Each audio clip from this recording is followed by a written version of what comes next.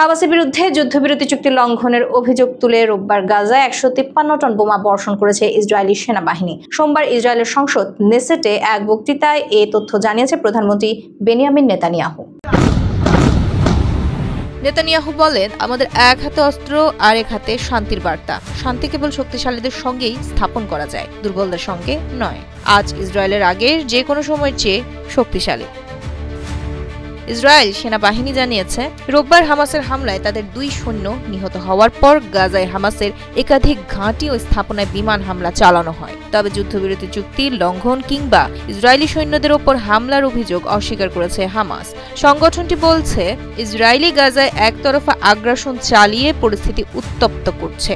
2023 সালের অক্টোবর থেকে গাজায় ইসরায়েলের যুদ্ধ শুরু হওয়ার পর এখন পর্যন্ত অন্তত 68,159 জন ফিলিস্তিনি নিহত এবং 1,70,203 জন আহত হয়েছেন। অন্যদিকে 2023 সালের 7 অক্টোবরের হামলায় ইসরায়েলে নিহত হয় প্রায় 1,139 জন এবং প্রায় 200 জনকে বন্দী করা হয়েছিল।